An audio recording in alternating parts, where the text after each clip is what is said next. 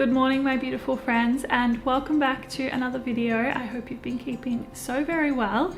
Starting my day with a lovely hot cacao today, but I am about to get into doing some meal prep for the week, and I thought that I would bring you along and show you everything that I'm prepping today. I'm not someone who meal preps every single week just due to the nature of my work, but around every month or so I love doing this, and I'm really excited for what we are going to be prepping today. So on the meal prep menu we have some homemade bagels with some tofu egg patties. We also have some vanilla overnight oats layered with some chocolate tofu pudding, which I haven't made in quite a while, but I absolutely love it. I'm also doing a Mexican inspired salad with a creamy cashew sauce, some sticky lemon and garlic tofu served with greens, as well as a hearty vegan lasagna. And then of course I always love to have a sweet treat prepped for the week, and I'm going to do some chocolate raspberry oat crumble bars for this week, which I'm really looking forward to. I honestly feel so good when I meal prep, and I love taking the time to do it. I put on a TV show that I love, I get into the zone with the cooking, and then I'm really prepped with nourishing and delicious meals for the week ahead, which definitely makes me feel my best. I'm going to enjoy my morning cacao, but then we'll get straight into the prep. I'm going to start by doing the bagels, and the recipe that I'm following is by Imi Lucas, who you may also know as Sustainably Vegan. I'm going to leave everything that I prep and cook today detailed in the description box below if you do want to try any of the recipes out at home, whether they be my recipes or recipes that I'm following. They'll all be down below if you do want to check them out. And yeah, let's get into the cacao drinking so then we can get into the meal prepping.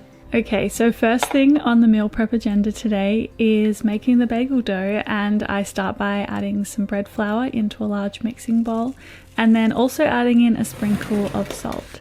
Moving on to adding some warm water as well as some sugar and some yeast into a bowl, and I gently mix that together before setting it to the side for 10 to 15 minutes. Then I'm going to add it in with the dry ingredients and begin mixing this together with the spatula before moving on to using my hands. And of course we're then going to transfer this onto a clean surface and knead this for about 10 minutes until the dough is nice and silky and smooth. I then lightly oil a bowl and add the dough in there, putting a tea towel to cover it up and setting this to the side for an hour. Whilst that's happening, I move on to the overnight oats, and I start by adding some oats as well as chia seeds and some vanilla protein powder into a bowl, and I mix this together. Then I'm going to add in the wet ingredients, and I really like using soy milk, and I also really like using a soy yogurt in my oats. I feel like it just adds this thickness and creaminess that is unmatched. I also add in some maple syrup and some vanilla, and then I whisk this together until it's nice and smooth before putting it in the fridge to set and to thicken up. Then it's time to make the chocolate tofu pudding, and I start by adding some silken tofu into a food processor. I also add in some more soy vanilla yogurt as well as some melted dairy-free dark chocolate, some maple syrup and a pinch of salt to bring out that flavor. I'm going to put the lid on and blitz this together until it is nice and smooth.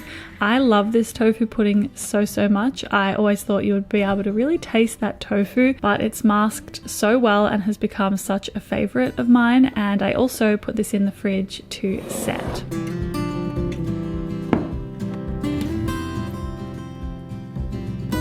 Okay, so my dough is set and ready to be turned into bagels, and then I also have the vanilla oats and the chocolate tofu pudding setting in the fridge before I layer them into my jars. One thing that I wanted to quickly mention, because I always get lots of questions about this is the yogurt that I use.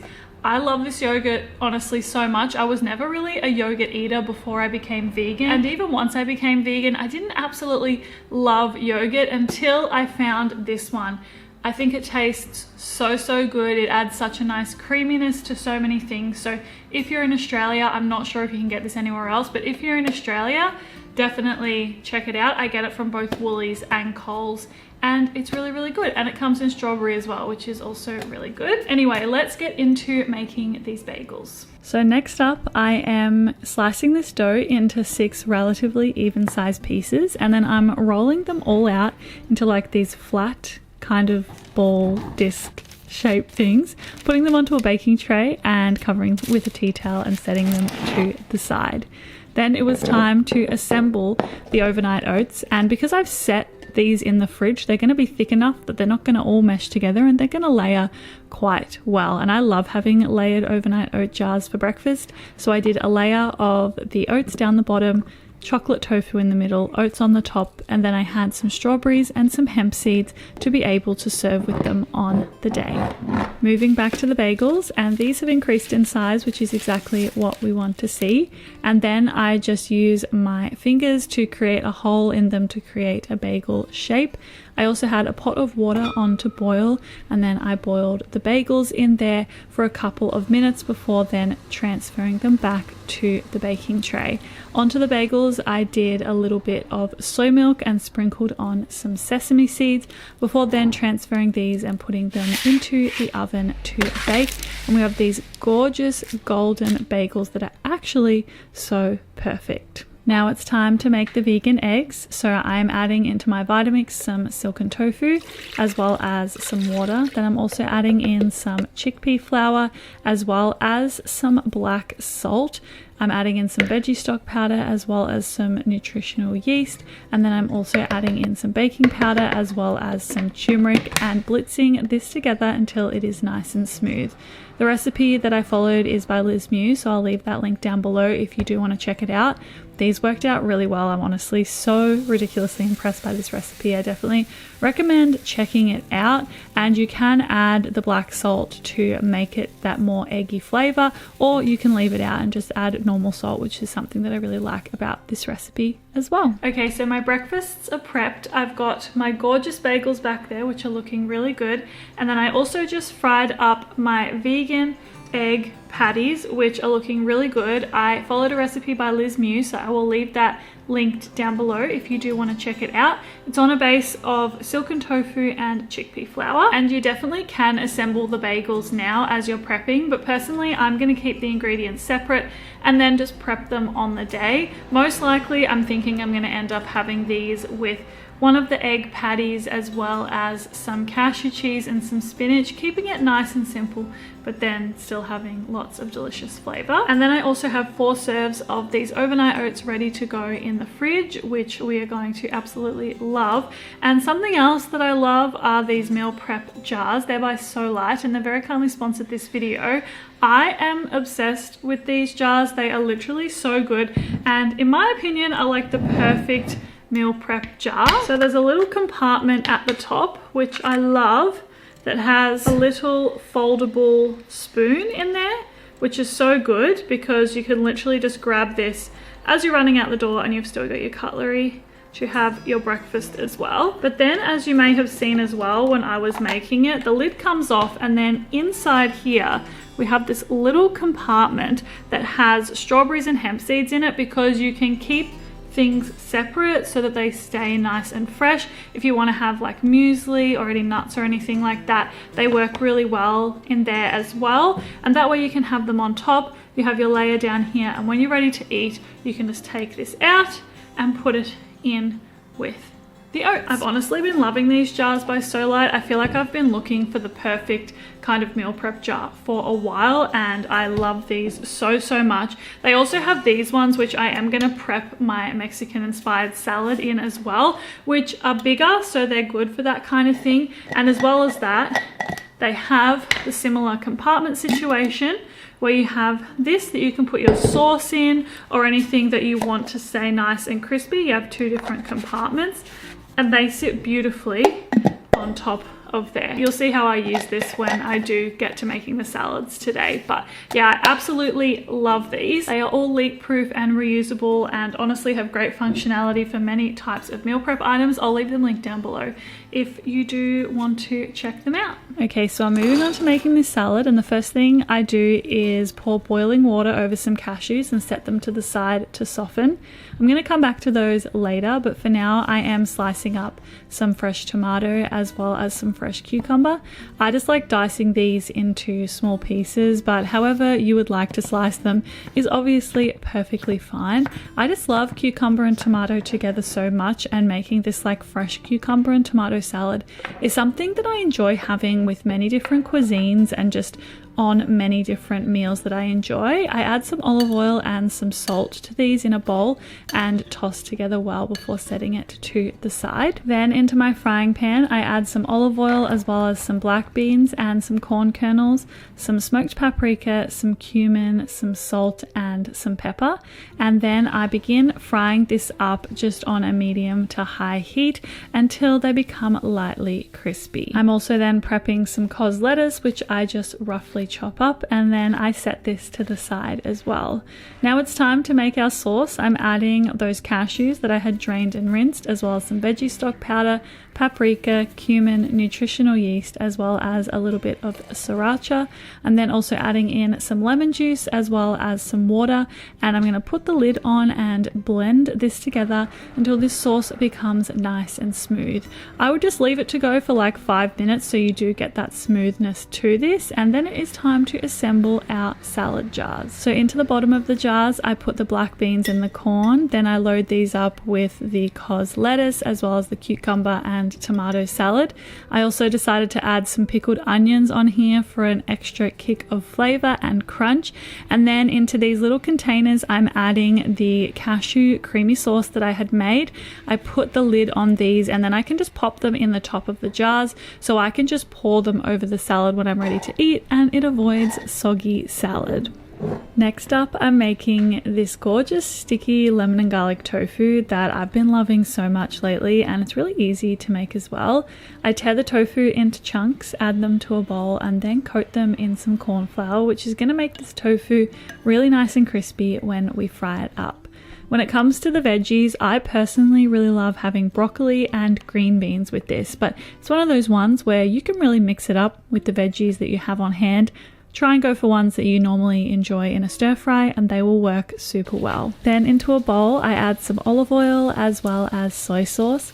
I'm also going to add in a whole heap of lemon juice as well as a whole heap of crushed garlic. I'm also adding in a little bit of maple syrup, which is going to give it that sticky kind of glaze, and mix that together until it's well combined.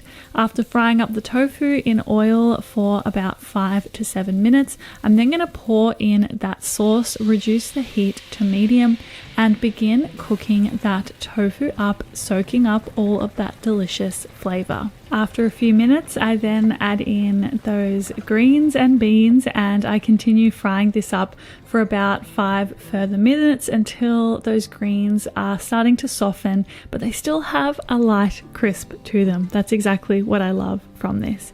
Anyway, when it comes to serving these, I personally enjoy just putting these into containers. I sprinkle them with some sesame seeds, and then when I'm ready to enjoy them throughout the week, I very simply serve them with some rice and enjoy very much so. Okay, so next on the meal prep menu is a lasagna, and I love lasagna for meal prep so much. I feel like it's one of those things that I just always look forward to when I know I have it in the fridge and the freezer. Usually I like making this with a lentil and walnut mince because that is my favorite type of vegan mince to make. But today I'm going to do something a little bit different. I'm going to use TBP.